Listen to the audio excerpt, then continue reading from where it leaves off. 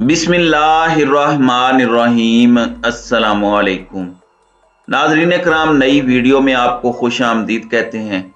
वफाकी दारुल हुकूमत इस्लामाबाद से बड़ी अहम तरीन खबरें आ रही हैं। बहुत इंतज़ार था इस एक खबर का, एक इब्हाम था लोगों के ज़हनों में। लोग सुनना चाह रहे थे कि क्या आर्मी चीफ की एक्सटेंशन होगी या यहीं रहेंगे या कोई नया आर्मी चीफ आएगा। ये सब सवालात का जवाब आज कुछ मिला है, इसलिए कि जो रिपोर्टर्स का सरकारी ग्रुप है, यानी जो कवर करते हैं डिफेंस के जो रिपोर्टर्स हैं, उन्हें ऑफिशियली ये बताया गया एक मैसेज के जरिए कि आज कमर जावेद बाजवा ने मंगला और दूसरी कई जगहों का दौरा किया और ये उनका एक अलविदाई दौरा था। आज पाकिस्तान के चैनल्स पर यह खबर भी चल चुकी है, रिपोर्टर्स के पास भी ये इंफॉर्मेशन है। ये कोई जराए से खबर नहीं है, बल्कि ये बाकायदा तौर पर रिपोर्टर्स को इंफॉर्मेशन फीड की गई है, जिसमें कहा गया है कि जनरल कमर जावेद बाजवा रिटायर हो रहे हैं और अलविदाई मुलाकातों का सिलसिला आज उन्होंने शुरू कर दिया है। दूसरी जानिब लंदन में इंपॉर्टेंट मीटिंग हो रही है, उसमें शहबाज शरीफ, नवाज शरीफ, मरियम नवाज, हुसैन नवाज और हसन नवाज शामिल हैं। इससे आप अंदाजा लगा लें कि नवाज शरीफ एक नाअहल आदमी है, भगोड़े हैं। वो शहबाज शरीफ के साथ मिलकर अहम मामलात का फैसला कर रहे हैं। पाकिस्तान के अगले 8-10 दिन बहुत अहम है और इसमें बहुत अहम फैसले हो रहे हैं। अगरचे अलविदाई तकरीबात की खबरें आई हैं और जनरल साहब वहां पर गए भी हैं, लेकिन अभी बहुत सारे लोग ऐसे हैं जो लंदन के साथ राब्ते में हैं, जिनकी ख्वाहिश है कि जनरल कमर जावेद बाजवा कंटिन्यू करें। अभी इस ख्वाहिश को पजीराई नहीं मिली, लेकिन ये ख्वाहिश है कि वो कंटिन्यू करें। क्या वो लोग जो गुफ्तगू कर रहे हैं उनका कोई कमर जावेद बाजवा से राब्ता है, उनके कहने पर कर रहे हैं? ये $1 बिलियन क्वेश्चन है जिसका मेरे पास कोई जवाब नहीं है, लेकिन PMLN के जराए कहते हैं कि अभी इस तरह की चीजें चल रही हैं। लेकिन जो खबर है 2 दिन की कोर कमांडर कॉन्फ्रेंस के बाद, वो खबर यह है कि जनरल कमर जावेद बाजवा ने अलविदाई मुलाकातों का सिलसिला शुरू कर दिया है। और अब एक चीज जो सरकारी तौर पर बताई जा रही है कि general Qamar Javed Bajwa is on his way out. अब इन कौन होगा, इसके लिए सलाह मशवरा किया जा रहा है और इसमें मैं आपको बता चुका हूं कि आले शरीफ इस पर मशवरा कर रही है। दूसरी जानिब प्रिंस मोहम्मद बिन सलमान की आमद भी बड़ी अहम है। मैं आपको कुछ अभी तफसीलात बताऊंगा जो तफसीलात लोगों के सामने अभी तक नहीं आई, जो छुपी हुई हैं। ये कितनी हैक्टिक कंसल्टेशन है, ये कितनी अहम है और इसका पूरे खित्ते में कितना बड़ा असर होता है, तो आपको समझ आ जाएगी कि क्यों 100 इन्फ्लुएंस्ड जो अफराद की फहरिस्त चाहे होती है मुख्तलिफ जरीदों में, उसमें पाकिस्तानी फौज का सरबराह भी उन 100 अफराद में शामिल होता है। अभी सबसे पहले मैं आपको शर्म शेख की बात बताता हूं। शर्म शेख में बताया जा रहा है कि प्रिंस मोहम्मद बिन सलमान और शहबाज शरीफ के दरमियान 3 मुलाकातें हुई, यानी इस ट्रिप में 3 दफा मिले हैं। नून लीग के जराए ये बात बता रहे हैं। बताया जा रहा है कि एक मुलाकात में जिस वक्त ये मुलाकात हो रही थी तो गालिबन टेलीफोन पर भी राब्ते में थे नवाज शरीफ। अब क्या वो फोन प्रिंस मोहम्मद बिन सलमान ने मिलवाया, उन्होंने किया, या नवाज शरीफ का फोन आया? और क्या वो शहबाज शरीफ को फोन आया या शहबाज शरीफ ने नवाज शरीफ को फोन किया? इस बारे में मेरे पास अभी कोई इंफॉर्मेशन नहीं है। मैं क्या सराइयों से गुरेज करता हूं, लेकिन 3 दफा ये बात हो चुकी है।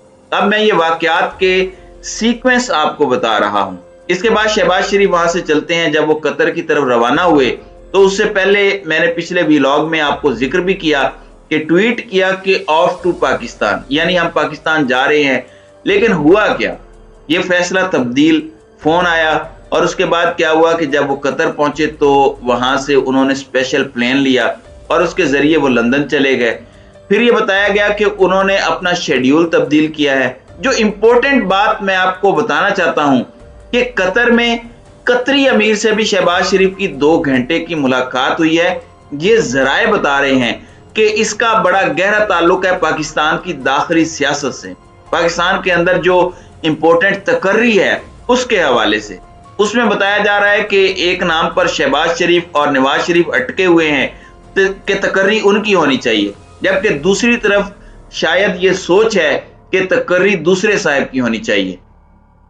नाज़रीन इकराम, अब इसी पर निगोशिएशन हो रही है। पहले शरीफ खानदान अपनी निगोशिएशन कर रहा है और ये अलमिया है कि इसमें नवाज शरीफ, इसमें मरियम नवाज बैठी हैं, इसमें हुसैन नवाज बैठे हैं जिनका कोई ताल्लुक नहीं है आइन में, और नवाज शरीफ भगोड़े हैं, कन्विक्टेड हैं, ताहयात नाअहल हैं। पाकिस्तान का आइन इस बात की इजाजत नहीं देता, लेकिन शहबाज शरीफ के साथ वो मिलकर ये मामलात तय कर रहे हैं। इसके बाद वो यहाँ पर आएंगे। दूसरी जानिब आप देखें कि 21 तारीख को प्रिंस मोहम्मद बिन सलमान भी पाकिस्तान में होंगे। ये वो दिन होंगे जब इससे 2 दिन पहले यानी 19 नवंबर को समरी मूव की जाएगी, और बताने वाले ये बताते हैं कि 19 के बाद समरी इसलिए मूव की जाएगी क्योंकि 19 तारीख को एक रिटायरमेंट है, और 19 को वो रिटायरमेंट हो जाएगी तो फिर उसके बाद समरी को मूव किया जाएगा। फिर एक सीनियरिटी पर 4-5 जनरल्स जो भी होंगे उनकी एक लिस्ट होगी और उसमें से चुनाव होगा। पीडीएम के अंदर भी इस मामले को लेकर इख्तलाफ है। आसिफ अली जरदारी के बारे में यह बताया जा रहा है कि उनकी एक अपनी सोच है, नवाज शरीफ उनकी सोच से इस मामले पर मुत्तफिक नजर नहीं आ रहे, इसी वजह से थोड़ी सर्दमेरी भी उनमें नजर आ रही है।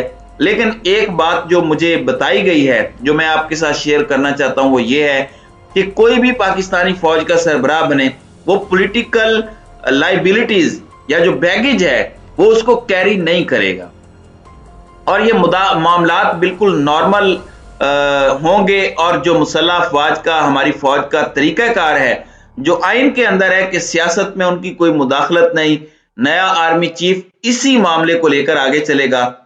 बाजवा साहब ने ओपनली गुफ्तगू की सियासी मामलात में, और ये जो हुकूमत है, ये एक परसेप्शन है पाकिस्तान में कि अगर बाजवा साहब की सपोर्ट ना हो तो ये सरवाइव नहीं कर सकते। जिस दिन बाजवा साहब की सपोर्ट पीछे हटेगी, दिस गवर्नमेंट विल फॉल।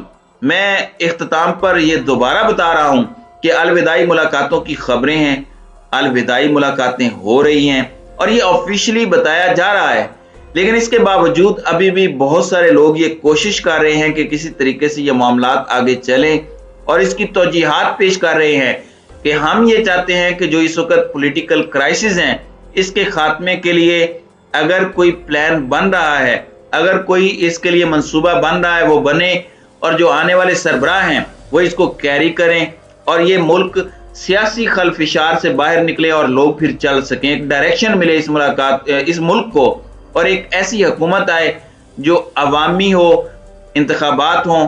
बहरहाल ये पाकिस्तान है, इसमें कुछ भी हो सकता है। अभी तक की जो ताज़ा अपडेट है वो मैंने आपके सामने शेयर की है, और इस वक्त अलविदाई मुलाकातों का सिलसिला जारी है।